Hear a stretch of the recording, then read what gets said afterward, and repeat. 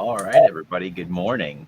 So this is Morning. the GI Joe 3D printing podcast episode. I don't know. I think it's 7. I think And 7, I think, at this point. I think it's 7. And we're like for a once a month thing, that's not bad. So today we'll be talking about slicing.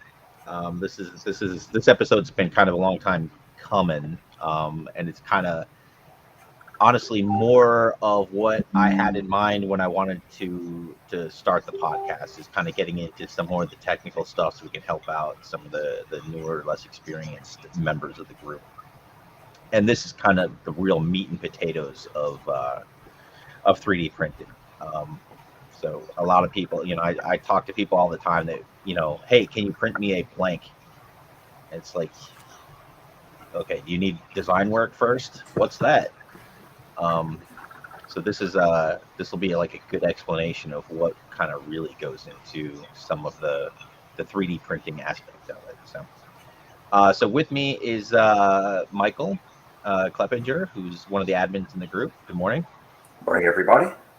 And Steve's Toys is our special guest today, and he was not back on the podcast a few months ago, and we talked afterwards about how this episode needed to happen, and he volunteered. So I called him up on that promise, and here it is. So good morning. Thank you. Good morning.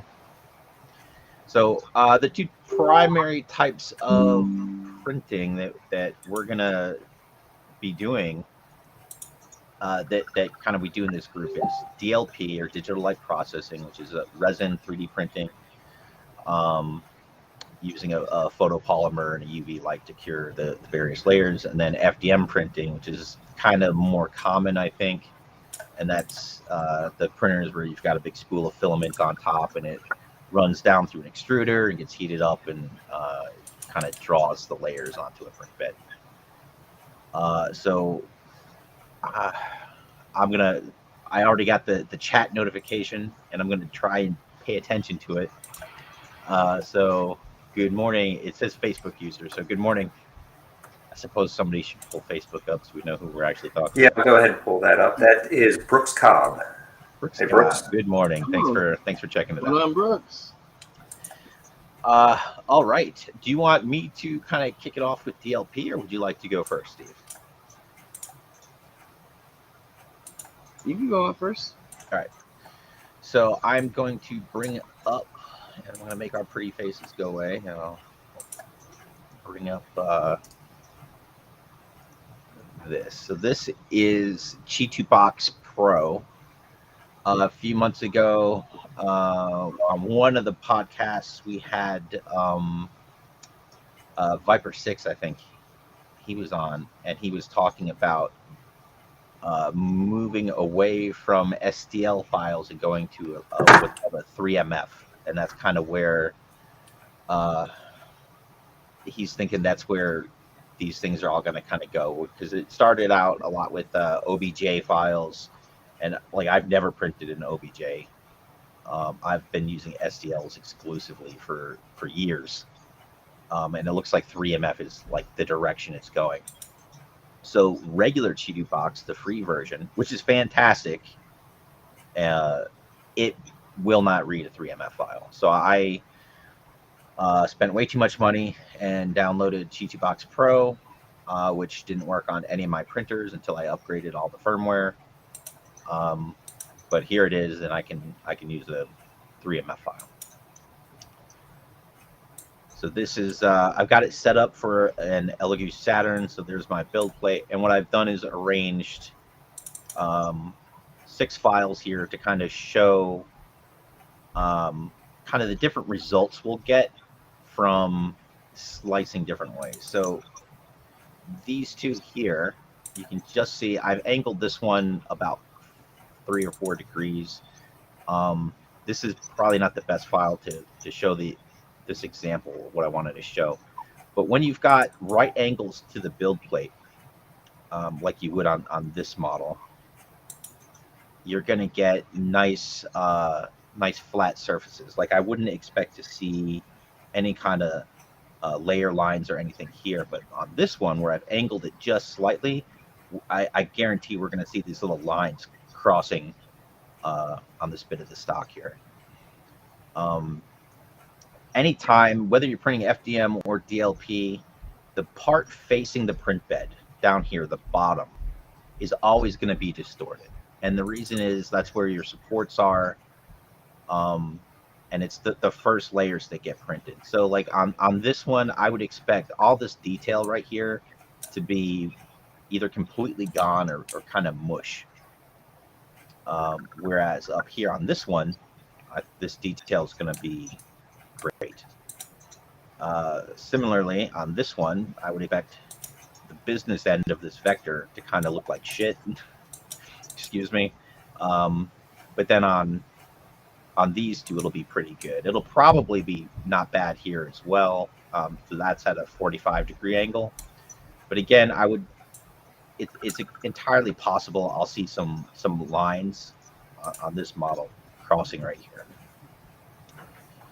So I just wanted to put this together and do a print so we could kind of examine the difference between what we've got there. So let me minimize that for a second.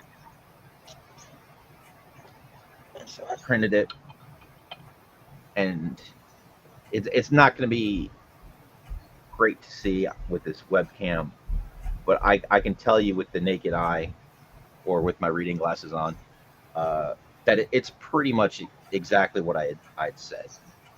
So you know, it's a Saturn. It's pretty good, and I don't even mess with the with Chidu Box. You put in the printer you've got. Like chances are it's in the default settings. You can pick your Elegoo Mars, your Elegoo Saturn, your Elegoo Mars Pro 2, your Anycubic Photon S. Like it's got a very robust list of printers, and you select the one that you've got, and the default settings are pretty damn good. I am using Elegoo gray ABS-like resin, and I add Tenacious to it, and the default settings work for me, so I haven't messed with them. So I don't mess with my layer height, which is, I believe, 0.02 millimeters, which is way low, and I get good results. When it comes to changing settings for the specific resin you're using, you've got to kind of go to that resin's website and see what their recommendations are for exposure time. Sometimes they'll even go so far as to have the lift speed, lift distance, that kind of thing, because it all makes a difference. But right now we're just talking about orientation. So yeah, this is like right off the bat, everything printed, which is a win. You know, it's not like 5 of the 6 printed; they all came out, so that's fantastic. We'll talk some more about kind of how to start setting supports up in a minute. I'm impressed that these two, the detail on the back of the stock is there. It's not as well defined as it is here, where it's on top. And one thing I really, you know, this is probably not the best model to show it. I was kind of hoping on these two, where we've got that round muzzle laying horizontal. What I've always found is that circles or tubes, like a perfectly circular tube laying horizontal, will not print as a perfect circle. It'll be deformed. Yep. When I print guns, I print them like this guy, straight up and down, right angle to the build plate. That's going to give the barrel or any kind of circles like that a nice roundness. On this one, we've got a round foregrip. It's going to deform slightly, but on a foregrip, I'm just not as concerned about it being a perfect circle as I am with a barrel or a muzzle. Now, if you print vertically, you still get the issues with the muzzle, or No, because it's at a right angle to the build plate, that it comes out as a perfect circle. okay. Pretty much every time. I've never had an issue with that. It's Okay. It's once we start angling our circle, like on this 45 here, if I were to get a micrometer out, like a sensitive enough one, I would be willing to bet that's not a perfect circle. Yeah, It's damn close, Okay. but there's no way it's perfect. exactly. Yeah, The problem is you're. notice. No one will really notice that though. No, I mean, I had to print, these at an angle. Just, I mean, this is to Just to fit test 'em. this, but and they came out. I mean, in it my looks eyes, great. I mean, Yeah, they look perfect. yeah. There's a lot of stuff where to the naked eye you're not going to notice. Yeah. But and those look good. I'm guessing that was probably a 45, not horizontal, right? Not a Yeah, that 90 was about angle. yeah, that was about 45-degree angle. Yeah, and a 45 is a lot of that's a lot of people's preference is to do 45 because it's just faster. The height is ultimately the only thing that matters when it comes to print time. Yeah. It doesn't matter how much crap is on the build plate. It doesn't matter, like you could have 50 little things but one tall thing, and the tall thing is what's going to take the longest time to print. Yeah. That's just how the machine works. Well, and it's a bigger model, so I think it's not as small as some of the guns. So I think that's why that's coming out a little bit better. I think. Yeah, when you've got some more thickness to it, yeah, it's really the way to go. So again, my recommendation for orientation of the print is a 90-degree to the build plate.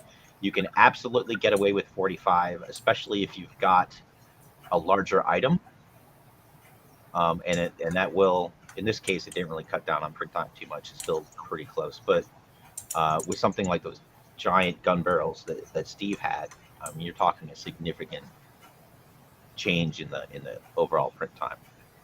But as soon as you start angling things, you're inviting layer lines to appear. And get that back up. All right, so real quick, I'm gonna remove this stuff, and I'll talk about how I like to do supports. So let me figure something out real quick.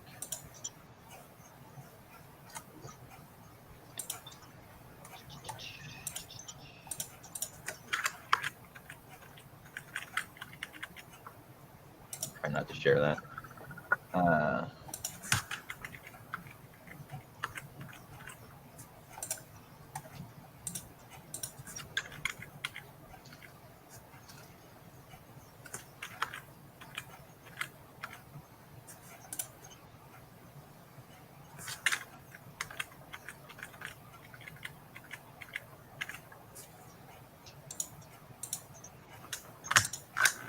I think I just brought in something already sliced.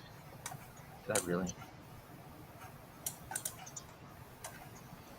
Sorry for the dead air.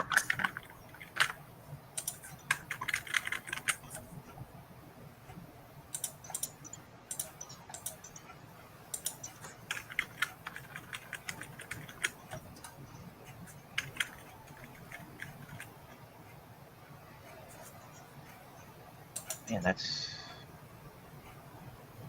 kind of being a punk. Yeah.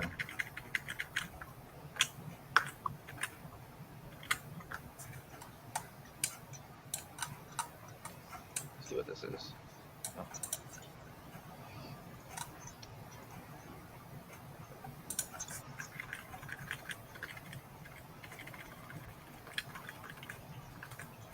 Yikes. Okay, so that's a helmet. That's not what I meant to bring in. I apologize, guys. We're gonna get this figured out.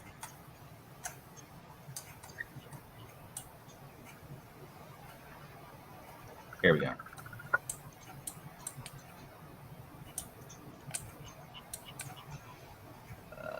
Jump. Okay.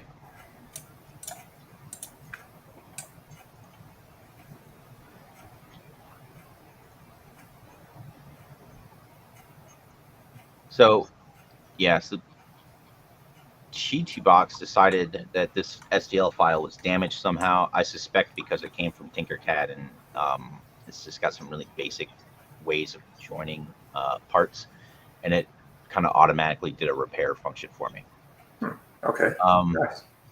Yeah, the repair on this is pretty good. It is one of the. I've never had this print fail as a result of something being broken somewhere. Can I see it on the bottom? Did they fill in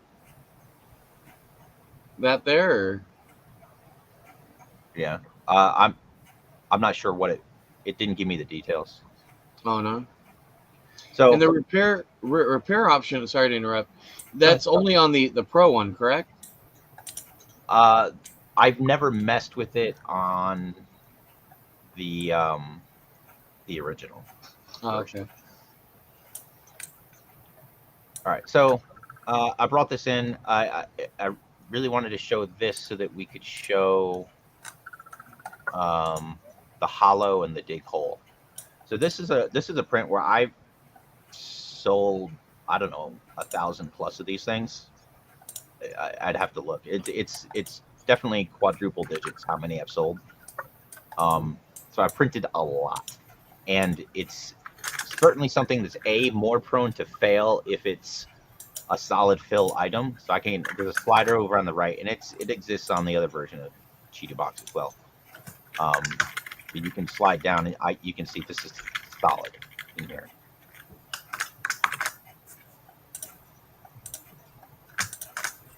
So it's more prone to fail when it's solid. Reason being, I suspect, between the weight of it and the suction that it creates on the FEP. The FEP will sometimes like to just pull it off of the build plate. So it also, if it's solid and heavy, when you put it on the back of an action figure, unless he's on a stand, it'll knock him over. So by making it hollow, you're lightening the load for the action figure, and you're creating less suction for the build plate. And hollowing is real simple. You hit the hollow button, you put in the parameters. 1.2 mil is fine, and inner. Yeah, there's an animation. It doesn't matter. Infill, just like with FDM, you can put in the density. For poops and giggles, we'll just call it 25%, and hit apply. And it should do a little, yeah, there goes the little drawing. You can see the infill is that grid structure, and on down it goes. So just like that, we've got a hollow print, so it's lighter. You could really get away with no infill on something like this, where the shape of the structure is really what's going to dictate it. And this has got some nice rounded edges. And I don't think you'd have a lot of trouble printing this with just zero infill, but I wanted to show the option. So now that we've got it hollow, we've got another problem. There's nowhere for that air to escape. So as this is drawing, as it's printing, assuming you've got enough resin in your vat, you're still getting the same suction because there's nowhere for the air to escape. Think about like the thing if you ever taken a cup and you're washing it in the sink, and you turn it upside down and you lift it up, and it pulls that water up with it until you break that surface contact and all the water comes out, right? Same exact thing, except your print is doing that inside your vat. So as it tries to lift up from the FEP, it's still got a vacuum there. It's still got all that suction. It's going to pull all that resin up with it. So unless your lift distance is so much that it breaks the surface of the resin, all that resin is going to just stay right inside the print. But also all that suction on the FEP, it's still all those issues, right? It's still going to want to pull away from the print bread, and it's going to just be completely full of uncured resin. Uncured resin, as I learned the hard way doing this model, if you have any uncured resin inside your print, it will eventually escape. Period. You can't you can't put enough light on these things to cure the inside resin that didn't get cured when you printed it. And maybe it's 6 months, maybe it's a year, but that resin's coming out. It'll eventually separate the layers of the print and just start kind of weeping out, and it's gross and it's hard to clean up and um, just not good. So what we have to do is create holes for that resin to escape. So we just go to dig hole. There we go. Window. And we're gonna go to like 3 mil. If it's too small, like it'll close up when it prints, or just stuff won't escape. We'll go even a little bigger. So a spot like this where I can hide this hole, that's just beautiful. So I'll do 2 holes right there. Close this up. There's an option to keep hole. So if you did a big enough hole and you wanted to close it later, when you do the dig hole, it'll put the hole on the print bed next to it. So it'll print it, and then you can like plug it later. I've never done that. But what I want to make sure is that between this cylinder and this cylinder, at the bottom of which those holes exist, I want to make sure air and resin can travel between. And I've made these walls thin enough that it can do that. So when we get all the way down here, we can see those holes. I don't like that support running through the middle of that one. That's not very professional. Oh, actually, look, it's right here. There's the holes don't go all the way through, and that's I've seen that before too. So let me see if I can. Do you not make them deep enough? No, I keep hole on. No, they're definitely tall enough. Let me see if I can do it this way. No. So it means I need to change something. So let's go back.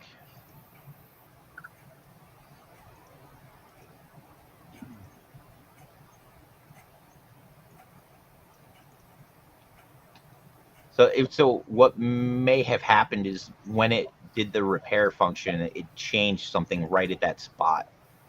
So it didn't like what I did. Start. What are we doing? Oh, I got that window open. All right.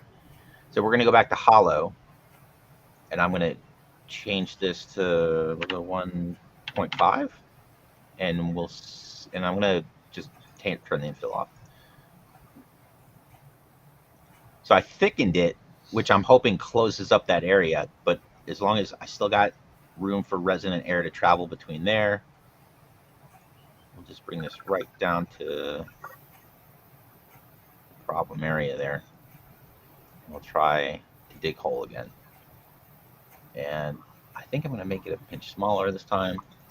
Yeah, I'm wondering if the diameter of your hole was too large once it gets up to that choke point. Maybe you broke the math. And yeah, something is afoot. Like it's going through right there. Oh, okay, so it's lower. There's like a weird. You see that? Yeah, that's very strange. Yeah. So this is what happens though. So you just gotta figure it out. Yeah, and it's not even gonna let me try and draw something on the interior there. But you can see like it's a long enough stick. But let's try go back and see if making it longer does help.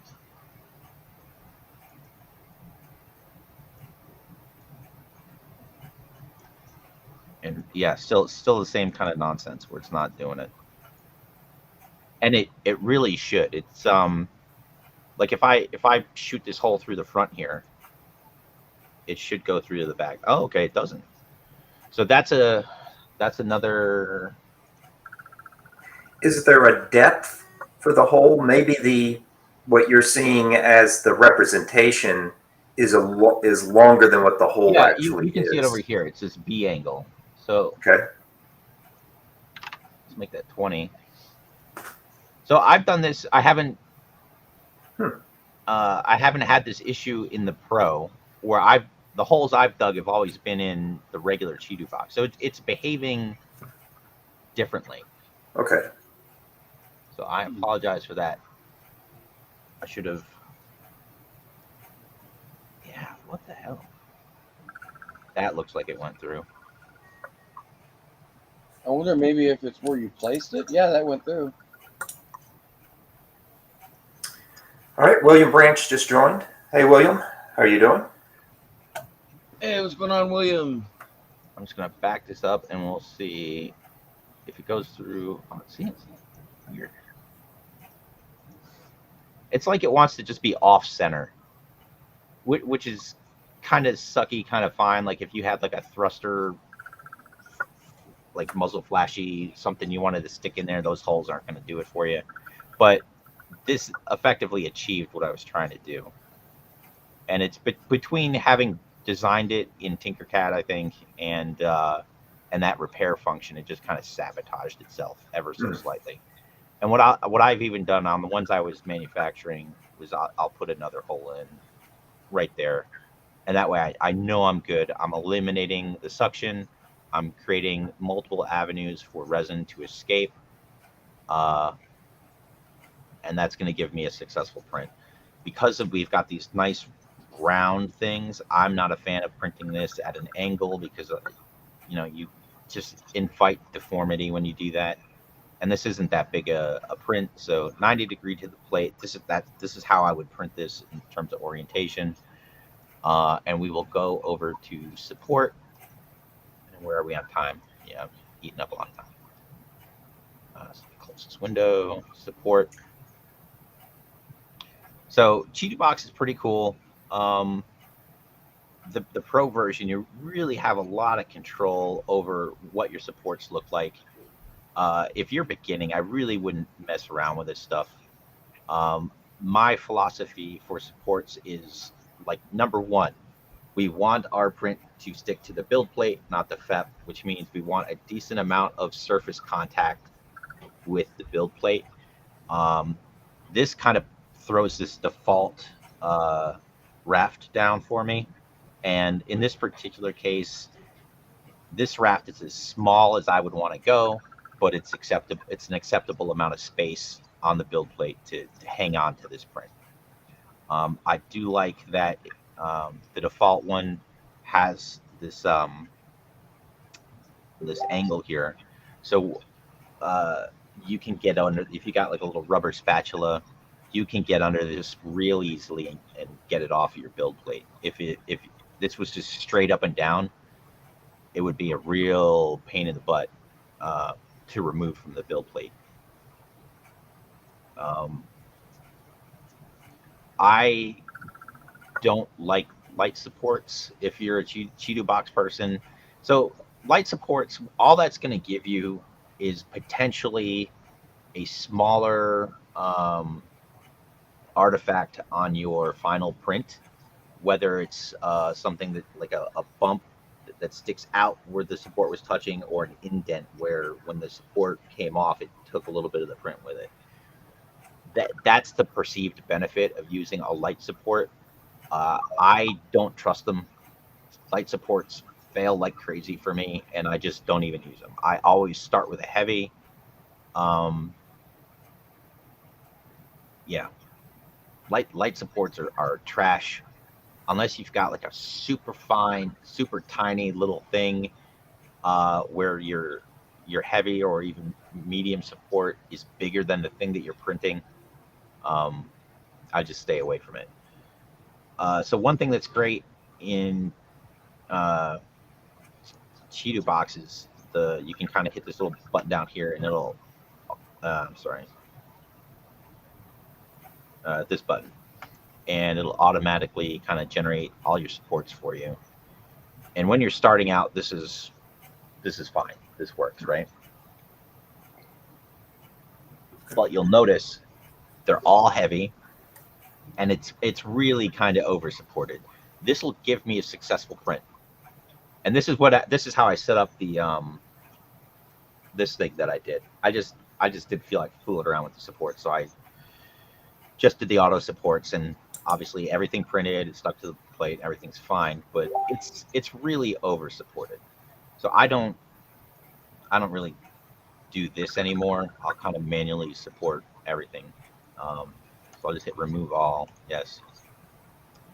And so what I'll do is I'll start with the base. The part that's going to print first is the part closest to the build plate, and I'll come in and manually pop in heavy supports exactly where I want them.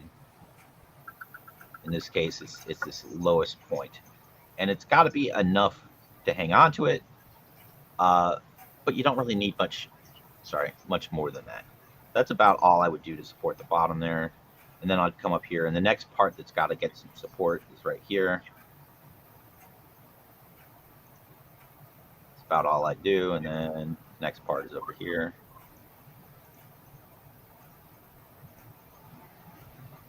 That's all I need to get this thing to print, right there.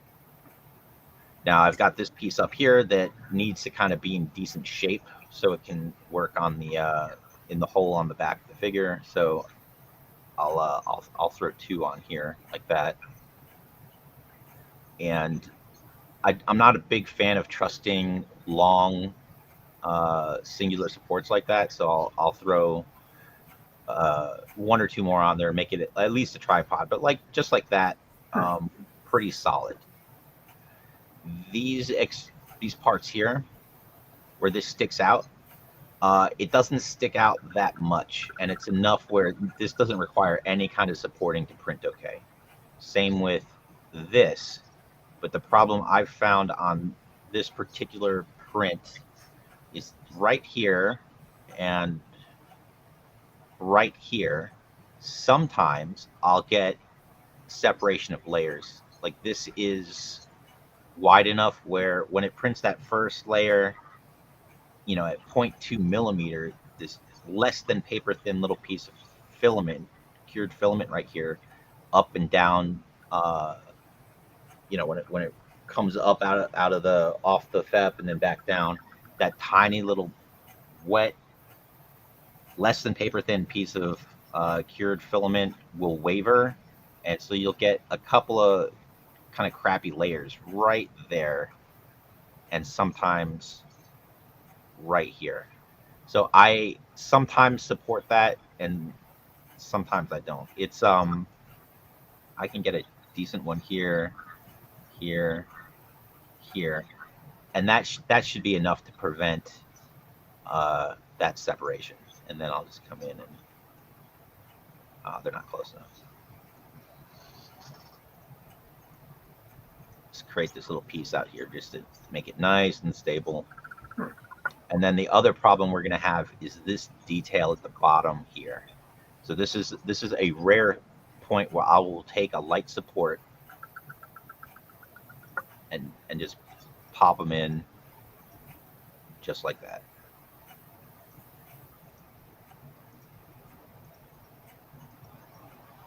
And that's enough. That's enough to get me decent detail right there.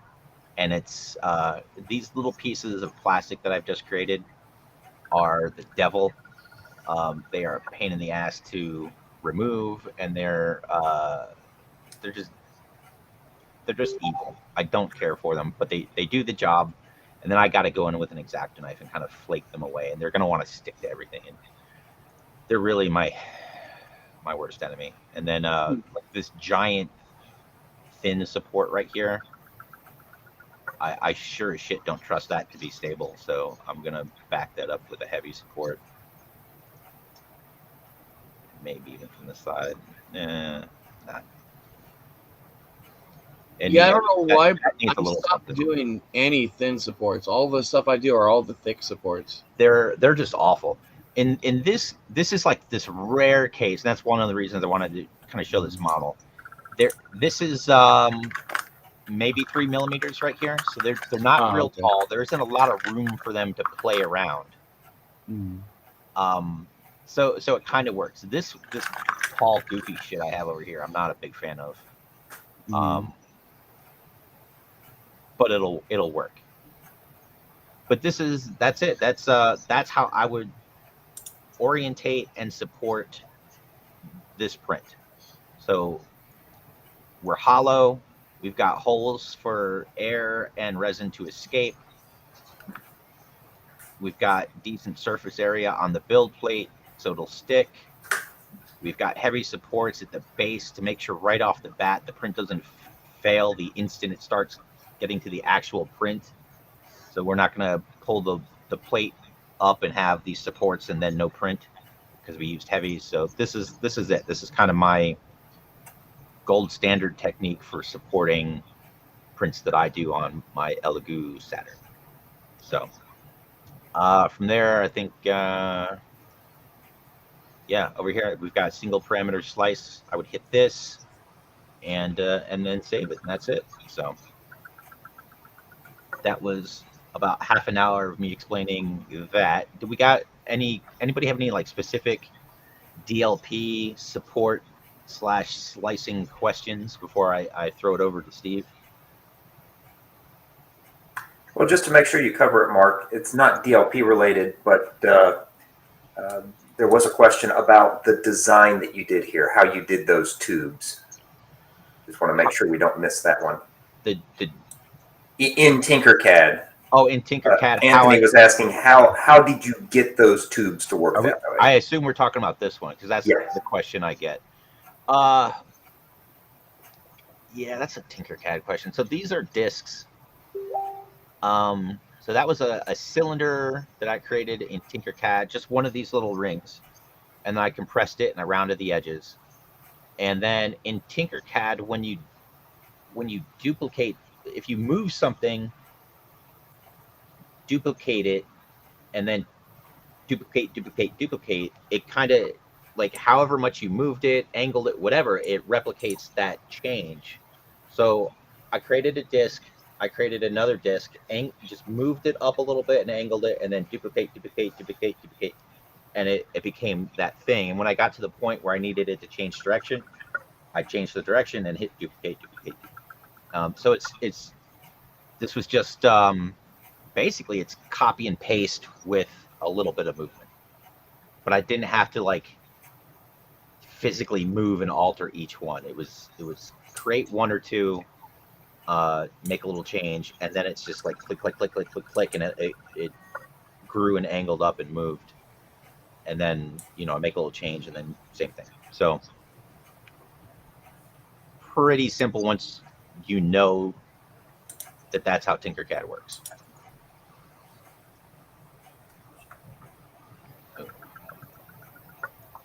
Okay, you are the devil.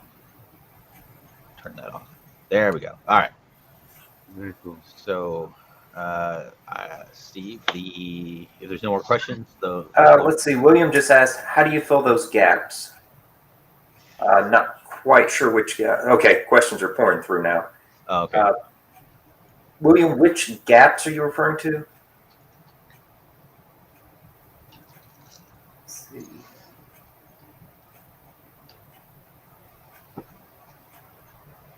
There's also a question that just popped up about printing at an angle. So we'll want to come back to that one. Okay. Weren't there gaps in the discs? No. When I created the shape, I made sure to keep them spaced close enough together that there weren't gaps. So, I mean, you can't see it, but it's almost more like a flattened sphere than it is a flat disc. There's there's enough material in the midsection that they're all touching. So there isn't a gap between them. They're in contact. Oh, large flat surface, multiple. Okay, so the shark surface, what you end up getting, because you've got all those different angles, there's no way to print every flat surface at a 90-degree angle to the bed. You're trapped with getting layers visible on the print. regardless of how small you go. Especially, I find once you take a resin print and you wash it. Now, I'm a huge fan of denatured alcohol now instead of IPA or especially acetone. I don't touch acetone if I can help it. Um, you're going to get layer lines, and with the shark canopy, because it's clear, you're sanding, and that's how you fix it. You're not going to eliminate layer lines altogether. So for the shark canopy, let me see if I've got one. Hold on. I think they may have all gone to my new shop. Yeah, I don't have one. Let me pull one up and I'll show you. I'll show you what I did for the shark. And it's, at some point we're gonna let Steve go.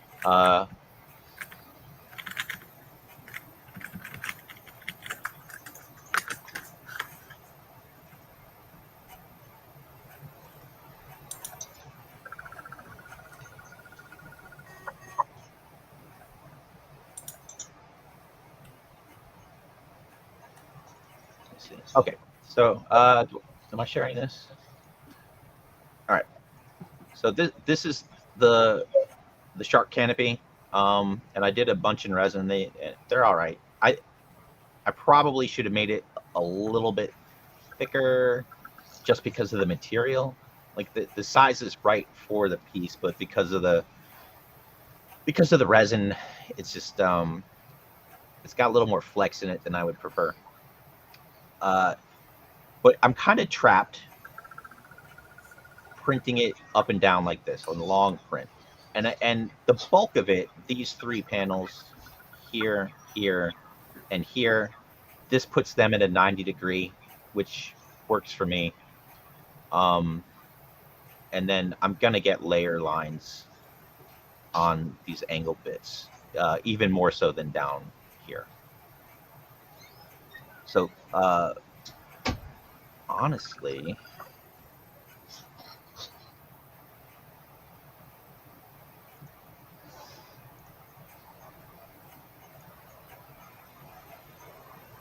if I hit support, this is how I started. I just let this thing support itself because I knew all these supports at the bottom were going to populate like that, and I didn't, and it's kind of necessary, and I didn't want to do it myself. So I did the auto generate, and then I can come in and just strengthen it. So I came in and added supports like this, and then a little more like this, just because it's so tall. I don't want it to wiggle around. And the other part is I absolutely know 100% that I'm sanding this thing when it's done, because I want a clear canopy, and it just will not come off the printer it'll come off the printer that way because it's wet, and you'll like, oh, it looks like glass, but as soon as you wash it, you realize like, no, it's not in fact clear at all. So whenever, again, I see a support like that, which is just like this one long strand, I'll always double up on the supports near the top and make it kind of a tripod just to give it some stability. And like this guy up here, that's ridiculous. No way. So Have you tried Bricks with Wings, his method for the clear canopies? No, I'm not sure what we're. Not sure. Yeah, so he just, so at the end he doesn't wash. He lets it dry for and then no more. Yeah, and then he cures the whole damn thing. He cures it, yes. Yeah, so you've got to have the right resin, you've got to have the right frequency UV light, and a lot of it. And there's a couple of weird conditions that just have to work where I've tried doing that. I've tried brushing on clear resin and using a UV cure to get it. And what I find is that it stays tacky for a long time. Does it? And so the chance of me putting a fingerprint on it, or dust getting on it, or all these different variables that can happen when you've got a tacky surface for an extended period of time, that I don't do it that way. That's my preference. It's just Yeah, I've never tried it, so that's why I was asking if you've tried that. Or and this was another thing Viper 6 talked about was brushing on for FDM prints and to fill the layer lines and make it smooth and sandable, brushing on resin and curing it. And like I to date have not been successful doing that with any. I tried it once, and same thing. It did not work for me. Yeah, it cured up a bit, but it stayed tacky. Now Viper 6 said, it's gonna, it's that layer's tacky. Brush on another layer, do it again, and eventually you get there. But for me, it's I've had enough failures attempting it that I've moved on emotionally. Okay. Turn that up. So, do we have any more questions? No, I think that looks like it covers everything that's out there. Okay, cool. All right, take it away, Steve. All right. So I'm gonna start with so for my FDM, I always use Cura. Let me know if you guys are able to see. Hopefully, there's no major glare. Yeah, I have It looks good. So I'll start off with, for example, my Dragonfly windshield, just to kind of show you guys. I've got a front and a rear. I'll go and I'll get it to the correct orientation, then I'll show you some of the settings I use. Of course, I have my printers all dialed in the way I want them. So I'll go ahead and I'll go into my rotation because I know the side that I'm going to want it to lay on. So I have it flat there. And then this is the rear canopy. I'll go ahead and I'll flip this down there because those parts there are flat. And then I'll go ahead and adjust them on the bed because I do add tree supports to my prints. I also like to do rafts. I know it's preference for some people. They'll do brim or they won't do anything at all. I like a raft. I don't ever get stick issue or non-stick issues with it. They always stay on the bed. I rarely ever have to level my bed. Again, I've got my printers dialed down, the settings I like in my printers. So like I said, I'll choose a raft. I already have, for my materials, I use PLA Plus. So I already have, my temperature set for the type of filament I'm using. My layer height is 0.2 millimeters. And then now for this particular print, because of this model and how thin it is, I'll enable print thin walls. I don't normally print with thin walls, but for this I will. I will also, normally most prints I do are anywhere between 10 to 20% infill. For something like this, because again, how small it is, I will do it 100% infill. Again, I'll also make sure for my supports, I will use a tree support. For the most part, Cura has a lot of the settings that I already use for my printer. The printers I have, their profiles already have everything set up. I just add a few little differences, I guess. In regards to support placement, I have it where it touches the build plate. I do not print everywhere on none of my prints. I hate printing everywhere. It just leaves a big mess, and that's where I feel like tree supports fix the printing everywhere issue. What is printing everywhere? I'm not familiar with that at all. So printing everywhere, let's say, for example, if you've got, let me see. So I'll pull up a rocket here, for example. So with the rocket, if I were to print everywhere, it would actually start printing right in here. And it would print all the way up. Okay. So we're talking about where print everywhere, it has to do with the generation of the supports. Yes. Okay. So where it's starting off at. Versus to a tree support, and and for just so you guys, although I do have this on another model, I'll show you guys, but just to show you what I'm referring to, I'll move this over. I'll do print everywhere just so you guys can see what I'm talking about. slice it right now. It shouldn't take too long. Again, there's only a few files on here. So I have another question for you. So you manually rotated and laid those down. Yes. So I'm using Simplify 3D, and like I have to go to a function and hit this face on build plate, something like that, and I click the face that I want on the build plate, and that's the only way I that I'm aware of to do it in that software. I'm no pro on that stuff though, so that's pretty cool that you can you can orient that exactly the way you want. Yeah, I love Kira.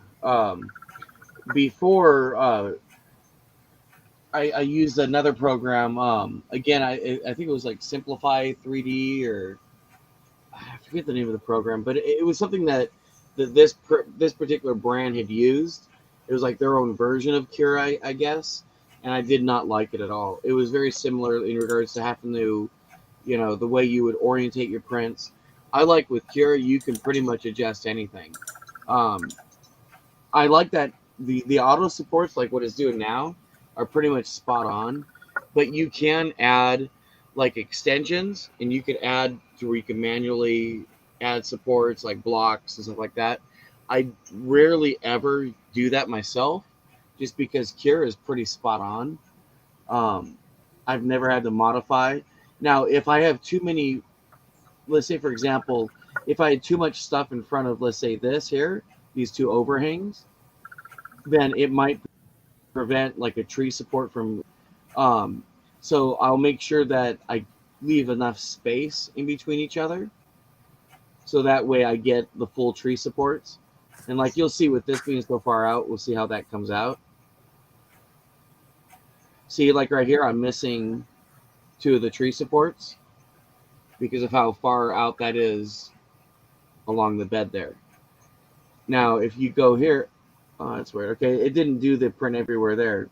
Normally it would, and again, I don't like that. But is what we'll do, just so I can kind of show you there. So let's remove these two for now. We'll just do the rocket. I'll center that. Don't need. So if I'm just doing the rocket itself, I'm going to do 10%, maybe even 5% infill for the rocket. It doesn't need really more than that. And so now, if you go to preview, build play. Oh, that's why tree. Why is that not?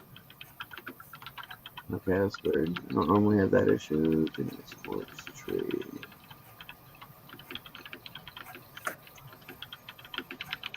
Touching build play.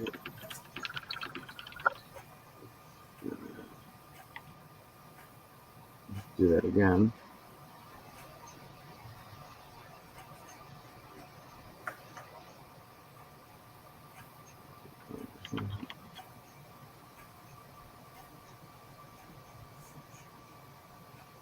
Let's put on there. Yeah, normally it'll add tree, so I don't know why it didn't add a tree there.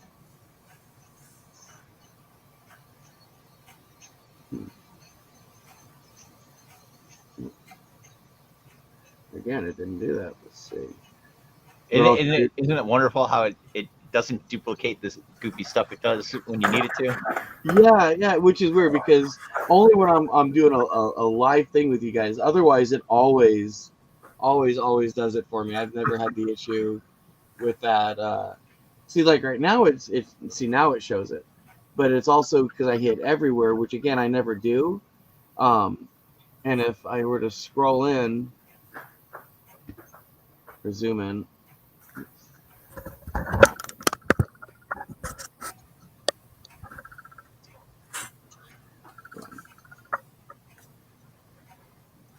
So I don't know why it did that. I've never had that issue before. And actually, this time it did it when I had print everywhere. But again, I never print everywhere. I always have it where it's touching the build plate. Let's try it again. This time, just touching the build plate with the tree support. And again, I don't like to do everywhere only because if you don't have the tree, sometimes it could just be a nightmare pulling that out. Yeah. See, now it's doing tree, and it's weird how it's broken up there. It could just be Cura. Let me close Cura out. I'll redo that. But in the meantime, for example, I'll show you this one. This is one that I've already sliced.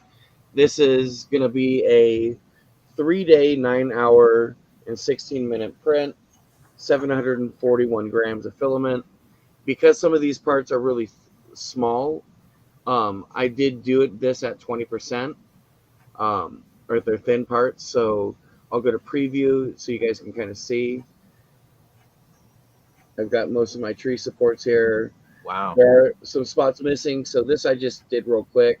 So I'll move these around, and then I'll close it out just so I can make sure that none of my overhangs aren't supported. Because it should have all the way around supports. And I probably have a little too much stuff on this build plate. So what I'll do is I'll remove this, that there. Because I'm holding the camera, it's a little bit more slower to do some of this. Or actually, you know what? Even better. I'm going to close this out. Let's bring up Cura again.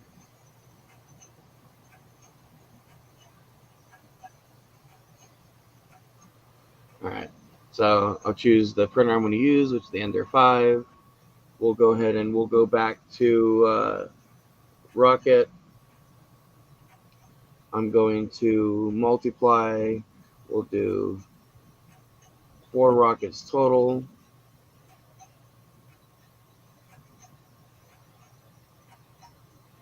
And I want to give a little bit of distance for them. Give room for the trees. Yeah, give room for the trees. Okay.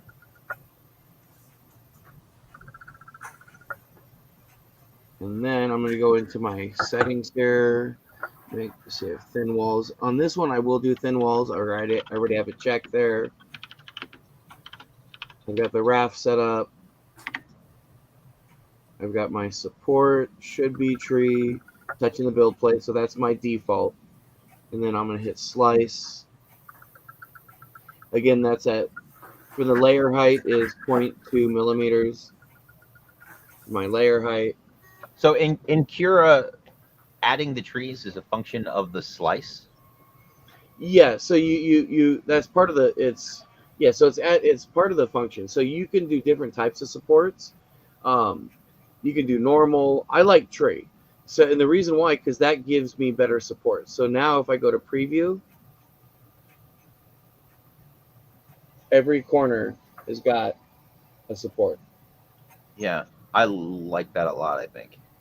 And they come out really clean, and they just pop right off. Yeah, interesting. So, and because this is round, you were able to hit doesn't need one. You were able to hit preview to see the trees. You didn't have to hit slice and then preview. No, I can just hit preview. Okay, that I wasn't getting that. Sorry. Oh, sorry about that. Yeah, so I just hit preview, and then I can see my tree supports. And then I always do this before I save the file, so I can make sure that every piece has a support. And then, so for example, in here, these are my slicer settings. Now, I always go for my slicer settings. I'll go here and I'll go to all, and then I make sure that I have all my settings that I want. Now, for example, let's say if I didn't do tree and I did normal, we'll go back to prepare. I'll set normal settings, and I'll show you what it would look like without the tree supports.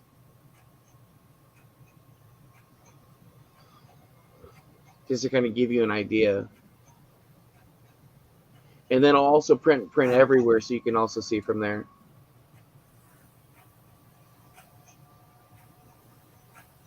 Preview. And see, now I have no support up there, so it's going to be stringy right there. It's going to be stringy on all the overhangs, which you don't want. So with normal support, Cura just decided it wasn't going to support those surfaces? That is correct.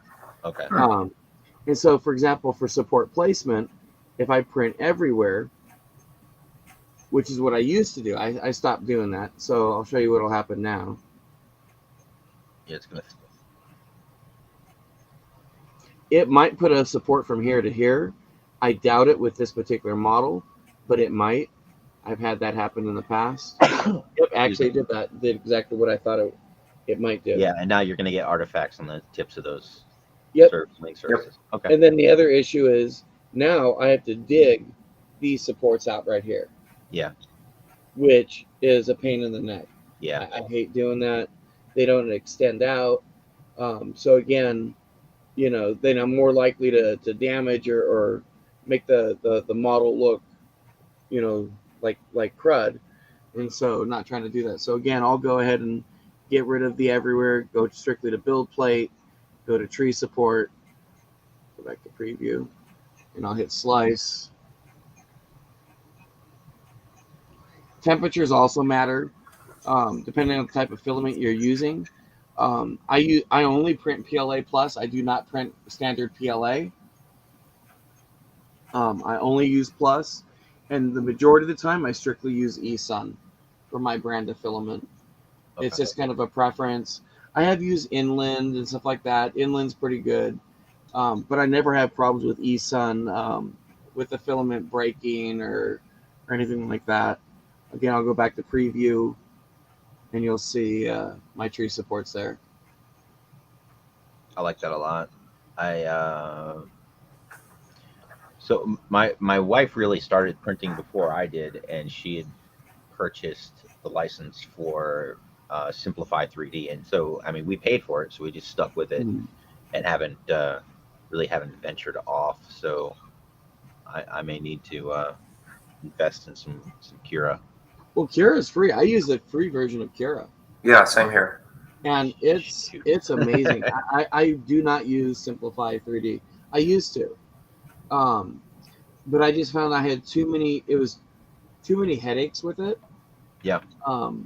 And so I wanted something a little bit more consistent. Something a little bit more sturdy. Now, one thing I don't do is whenever there's a new update for Cura, I will wait. Like I might install it, but I'll keep my old version on. Yeah. Just in case if there's any issues with the new version. I had the same thing with not even the Pro, but just G2 Box. It updated, and for me to get it to work, I was going to need to install new firmware on all my machines, and I didn't want to do that. Box. Yeah, I have not updated my G2 Box. I've got the version that they did earlier this year. Yeah.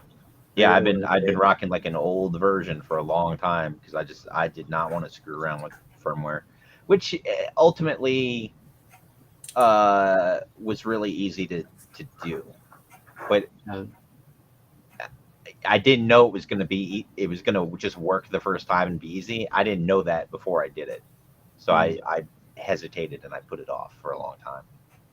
Oh, okay. But I know plenty of people who have tried to update their firmware and then it just ends up screwing things up. Oh, okay. Yeah, see, and the thing I like about Cura too, because I've got multiple printers. Yeah. So I could add different printers. Like I've got my Sovels, my SVO3, SVO1, and then I've got one that says BL. That's for my BL Touch. BL Touch, yeah. And so with that one, the only thing I have to do is go to Manage Printers, go to my BL Touch, go to Profile. Not profile. Go to my BL Touch. I have to activate it, I guess. Then go to machine settings, and then all I had to do was add G29. Yeah, the home. So that way it'll actually use the BL Touch. Just this little line here is what I needed for BL Touch. We put BL Touches on. We have 3 CR10 V3s, and we put BL Touches on all of them, and at the end of the day, it didn't do anything for us. It didn't make anything. It just made things harder. It made things longer, and so I mean, we've removed 2 of the 3 because they just served no damn purpose.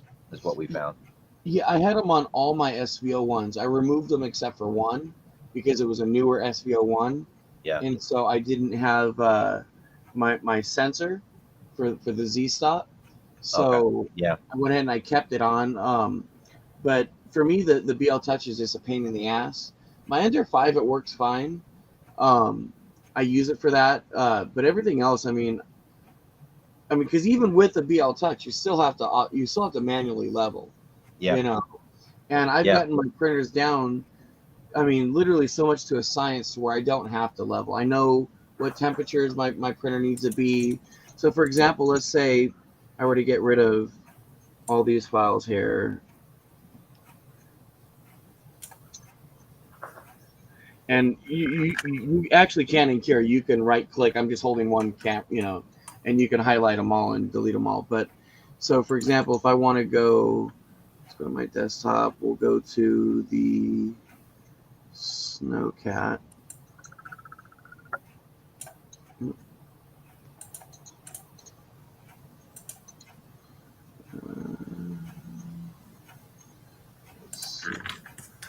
Or actually, I'll just go to my APC.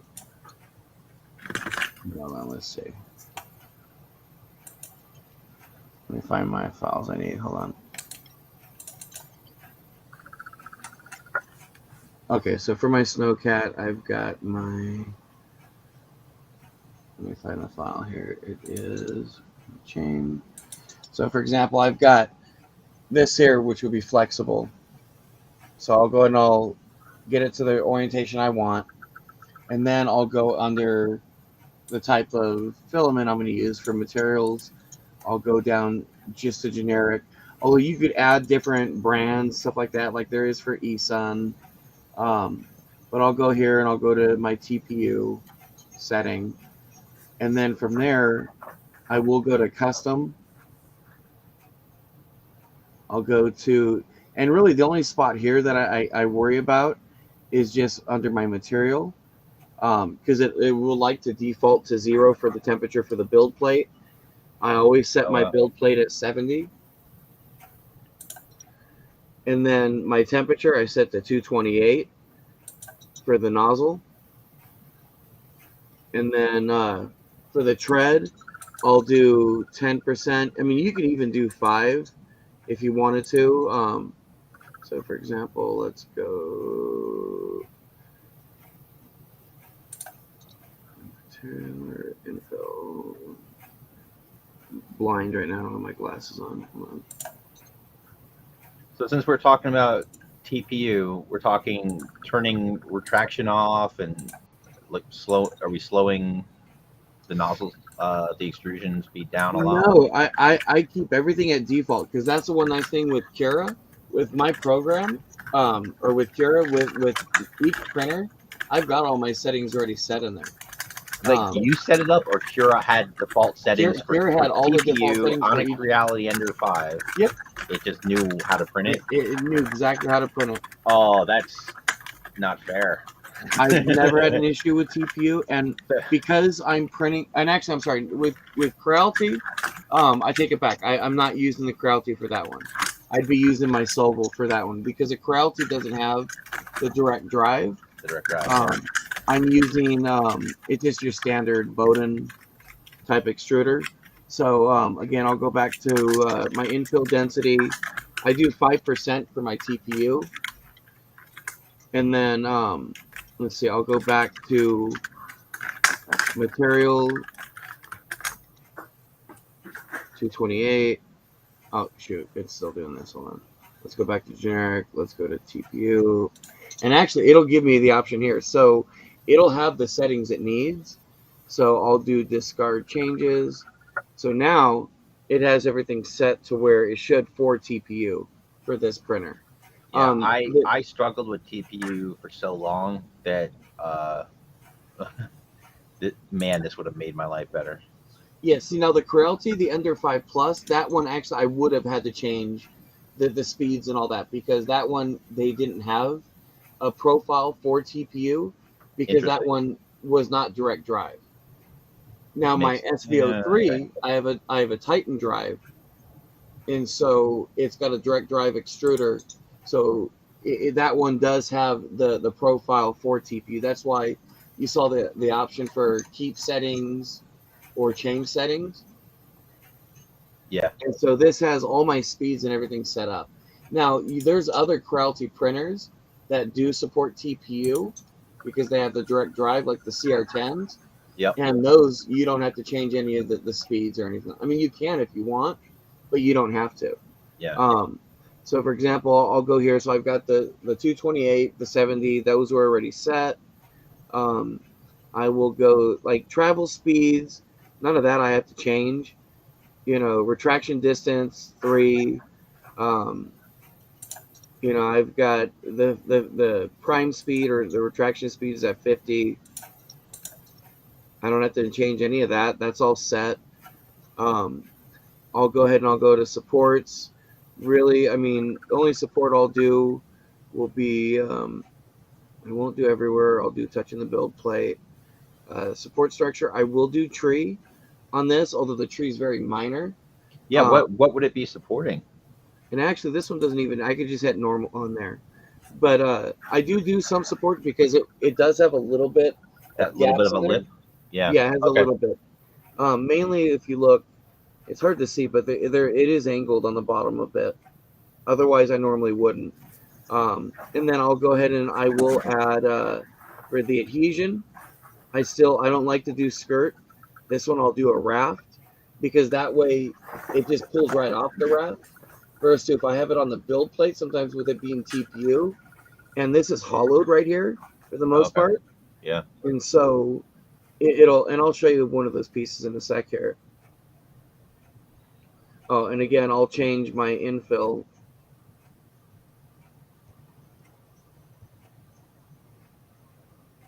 So my infill density, I will go to 5%.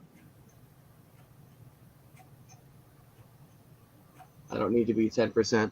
Now this does by 10%, 20%. So to do 5% that, you do need to go into custom to do Okay. that. And it doesn't take long to do. That one will take 9 hours. And then it'll show for under preview. That's where it'll do the little supports. Yeah. Yeah. Okay. And that's the only part I need because I designed this to where it has like a lift where Yeah. it's Yeah. angled. It's not. So, Yeah. Nice. so it's not going to leave an overhang. Smart. Good. Yeah, and then that will eventually turn out, although I've got it way over there, so I don't want to pull that down, but it comes out perfect. Very cool. And I never have issues with TPU. I could do PET G on this. With this, it's got settings for that. I know some people were saying they had issues with PET G. I never had issues with PET G on any of my printers that had direct drive. Did you did you have enclosures at all, or No it just worked? enclosures. The only thing I can't do is ABS, and because I'd have to have an enclosure for that. Okay. But with PET G, that was probably the only thing I didn't use a raft for. That was directly on the build plate, and no brims. It was just the skirt. All right. So we are already a pinch over time. So let's if anyone's got any specific FDM slicing questions that Steve can address for us, let's kind of get to those as quick as we can.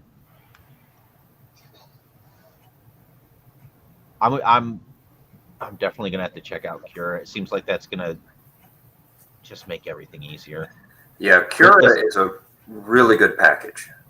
The way like with the sharks that I did print, like oh my god, just pulling the supports off of there was such a pain.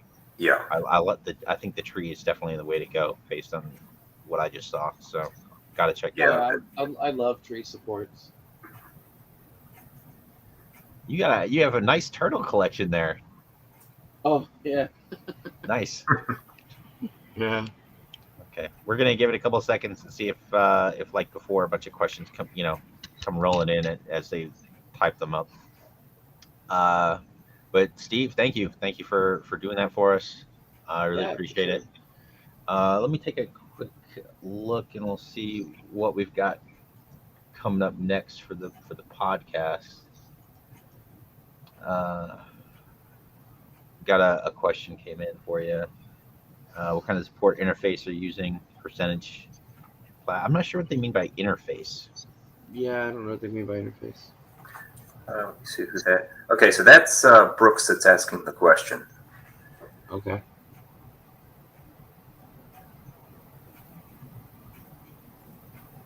What do you mean by that?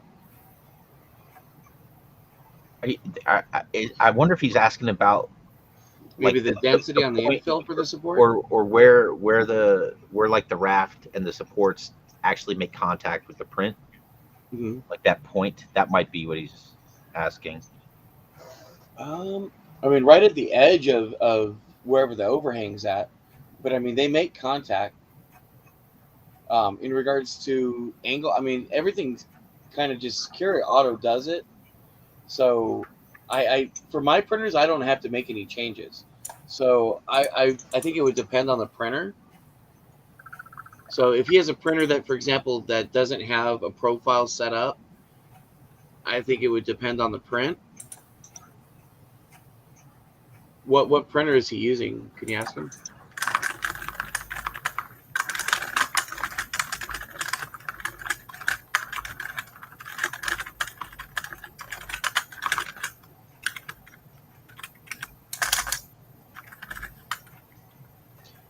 So while they're figuring that out, there's a question here about printing at an angle. I would recommend going back. This video will be up on YouTube because I kind of talked about this at length. Whenever possible, I don't print at an angle. I print at 90 degrees to the build plate, and that's to reduce. That's so I can get a perfect cylinder because I do a lot of guns. So if I'm doing something round and I want it to be perfectly round, 90 degree to the build plate. And then if you do it at a slight angle, you're inviting layer lines as well.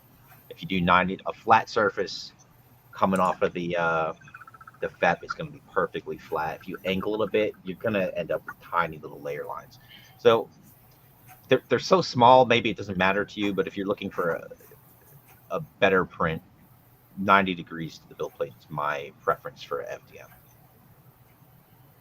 If he's asking, but if Cobbs was asking about my the what you would call it, the pattern, I just do lines.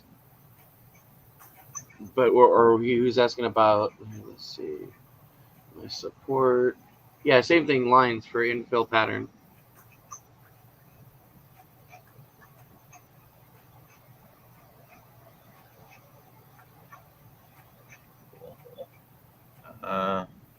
So the question about snapshot settings, we're talking about that's kind of tough because there's no one setting screen. You'd have to do 6 or 7 or 8 different snapshots. I think we need questions a little more specific than that. And that's one thing I like about the DLP slicing versus FDM is you kind of have because you're not worried about temperatures and a bunch of different things. There's just less settings to deal with.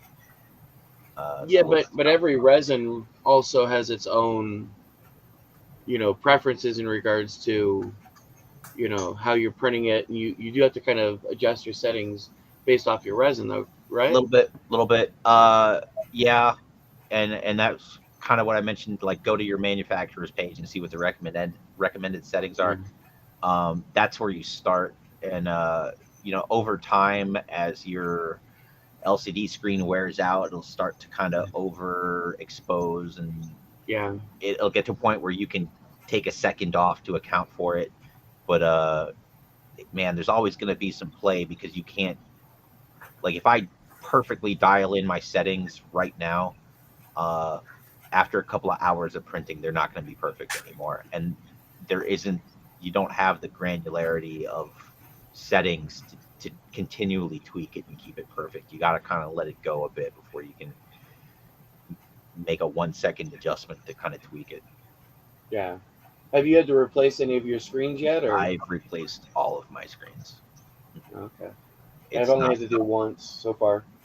On my Mars that I replaced, all of that was really easy. I replaced a screen on a Anycubic Photon, like the first Photon, not the S or the, but the first Photon. Like, replacing that screen was one of the worst experiences of my life.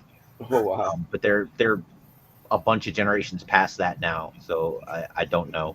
But the Mars were really easy. The Saturn, I replaced one screen, no problem.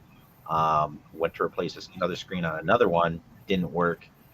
Um, I know now that I probably need to go back and update the firmware, um, but I'd have to pull it out of a box even to do that, and so it's not going to happen anytime soon.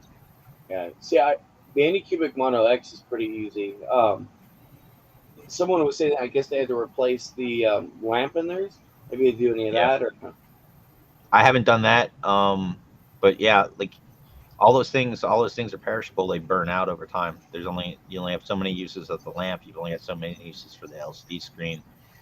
Um, and well, to anyone who's getting into DLP and I imagine SLA, where you've got rods that turn, FDM too. If you've got turning metal that's moving a build plate, lubricate that shit. Don't wait until you hear a grinding noise before you start lubricating. All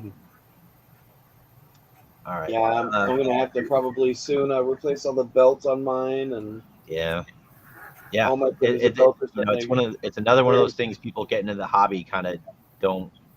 It's not something you realize. It's like, oh shit, I need to do maintenance. Oh yeah. Well, Yeah. mine's coming up, and I try to. It's rare that I have a printer break down because I do regular maintenance like every 6 months because I print so much. Yeah. So, like my Ender 5 and my SVO 3, Monday and Tuesday were the first time that they've been down, and not because they were down, but I took a break from printing because I had family over. Um, but they've been printing nonstop since last year. Um, they don't take breaks, So I try to every 6 months replace all the belts, nozzles, possibly the Bowden tube inside the heat pipes, just things like that. If I need to replace bearings or wheels, I'll do that. But yeah, we get a lot of use. Yeah. Okay. So we're gonna go ahead and wrap this up. Okay. Did we get Eugene's question about small ankles? I think that one's been floating out there. I don't know if we covered that one. Basically, it's a general question of the small angles for resin versus vertical.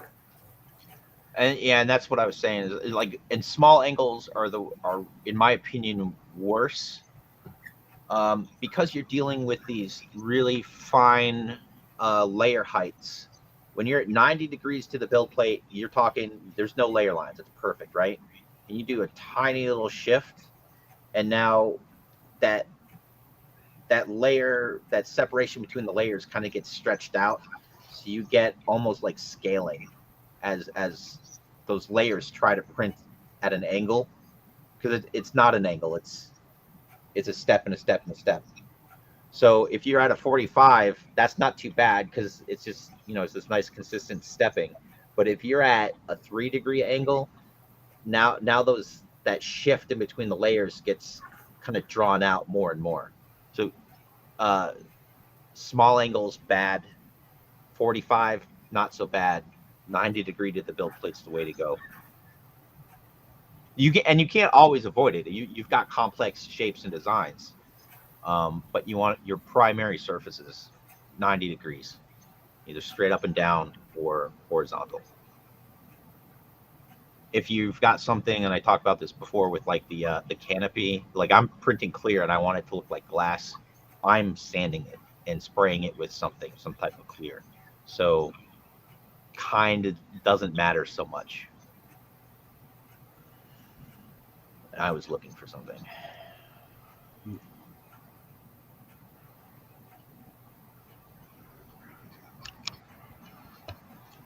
So, real quick, this was the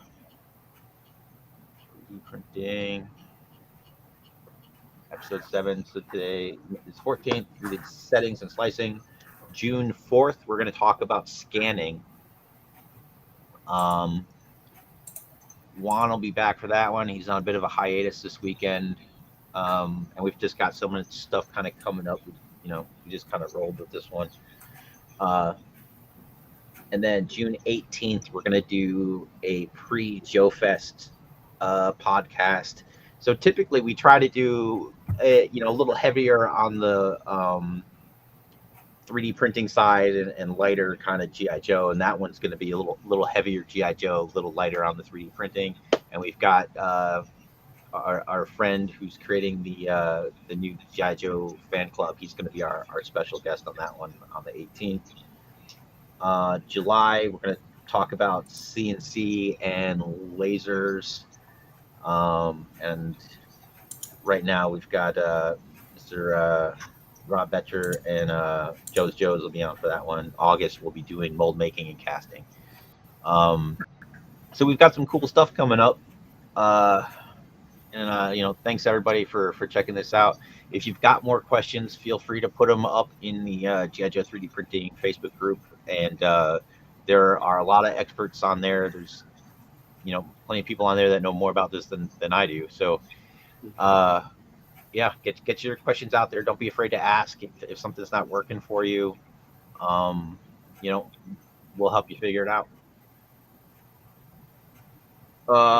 Steve, you got any show and tell you wanted to get out of the way before we wrap things up?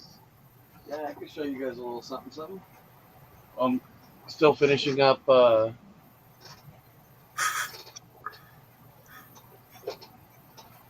this will be the classified scale Dragonfly. The centerpiece should be done here shortly. Gorgeous. That is insane. and that's all PLA plus. Well, Yeah. no, you got resin on that for the gun, yeah. Well, yeah, the gun in the front is the Gatling gun spins, rotates. That's resin. You'll be clear resin for the radar dish. Right here, canopy will be clear. Will be resin. Everything else will be FDM. So I've got the engines, the wings I'm working on, the tail portion, the blade, as you can see, is massive. That'll go right here. And this is bigger than as it stands just like this, it's bigger than the wrap. So So Steve, when you do an FDM print like that, what nozzle diameter are you using? I'm using Sorry, you broke up. A 0.2? Wow. Okay. Did you think it'd be bigger or smaller? Like 0.2 is kind of the standard, is my understanding. 0.4 is the standard. Oh yeah. Oh no, I'm sorry. I'm thinking of never mind. You're thinking of layer height? Yeah, 0.4, not 0.2. I'm thinking of layer. Oh, okay. Yeah. Yeah, no, 0.4. It's a standard. It's brass, just basic nozzle. It's a Titan extruder. Yeah. I have been curious, for something that big, have you experimented with using a larger diameter, like a 0.6 or a 0.8? See, I did use a 0.8 and a 0.6 on the APC. I didn't like it. Okay. I like the 0.4. I have no issues with the 0.4. Okay. Everything always comes out the way I want it to. I just feel like the bigger nozzles, there's no point to that. Okay. They're big prints, but I don't know. I was getting lines that I didn't like with the 0.6 and the 0.8. I see. So yeah, you're going to end up with the lines, but you're going to end up with a faster print. Faster print, but not necessarily a better print. Okay. So I don't know. I like the 0.4. Again, that's what I'm used to. I only tried the 0.6 because somebody had mentioned that you can go faster, blah, blah, blah. I didn't like it. Didn't like the way it came out. So that piece I actually wound up, I don't know what I think I threw it away. And then I wound up going back to the 0.4. So, Okay. But yeah. But then again, layer height's always 0.2. I don't ever do like fine or super fine detail. I do either normal Well, depending on the printer, they'll say normal or draft. So Okay. is normally your 0.2. Cool. Mike, you got anything you want to show off before we get No, out of here? nothing for me to show off this week. And what's the Instagram? Oh, so yeah, I have started doing an Instagram that is Techno Viper 3D. Yeah. So I'm going back and I thank you because I love it. Yeah, so I'm going back and I'm archiving all my miniature prints. So I'm the opposite of Steve. I print everything at a much smaller scale than what the toy size was. So I've been going ahead and posting that to that Instagram, and I've got so many to go through. Even without building anything, I've probably got about 2 years of content at the rate that I'm going. Yeah, at some point the algorithm's gonna recognize you, and you're just gonna start getting a lot of views, I think. I personally love what you're doing. Thanks. So okay, I don't have anything. So I do have something, but I'm going to send it to you in the text just because I don't want to share it from this screen here. okay. So if you want to share it from there, because that way you could share the. You send it in Messenger or yeah, through it was the group messenger. I mean, Just a little Oh, update. wow. Okay. Okay. Yeah. So I'm gonna try and see if I can share the window. There we go. So this is the wing sweeping function on the is it classified scale specifically or just Classified scale specifically. yeah, look at that. So is that kind of designed after the original part? I've never torn one of these things open. Yes, so it's very similar to the I original recognize part. that. And then I'll send you one more. This is actually a little video that I recorded in my hold on. Let's see. And this will show the functions. It'll take a couple seconds to upload. Okay. So yeah, it looks good. It's coming along quite nicely. Wow, that is very impressive. I mean, I still have to do the panel lines, and there's going to be removable panels, and all right. So I just sent you a little video too. I'm gonna see if this lets me just kind of get over to it. No. And I've got to make some changes to so the gears. They're a little too pointy. I'm going to fix those, but that'll be the last thing I do.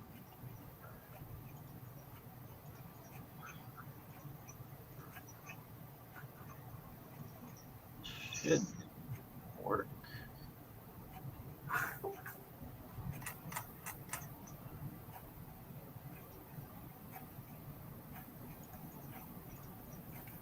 Took a little finagling, but I there we go. That's pretty cool. Oh, nice.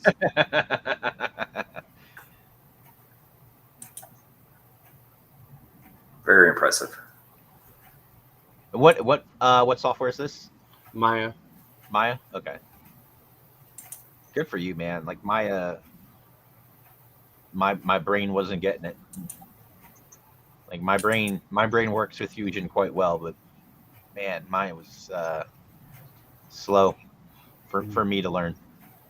See, and the thing I like about both, actually all those programs, Fusion, Maya, all that, I had to pay for them. You know, I get them free now, being a district employee or a school employee. Oh yeah. Nice. I was like, yes, the one benefit. They just asked for a faculty ID. That's pretty cool.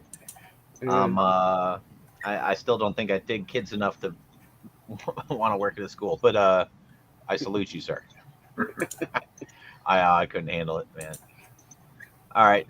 So thanks everybody. That's gonna be it for this episode. Again, if you've got more questions, put them in the Facebook group, and there's a lot of expertise in there. And if you've got a problem, we'll get it figured out. So thanks again, and we will see you guys June 4th for the episode 8 scanning. And so you guys hang out for a second, and I'm gonna end the stream. Have a good one.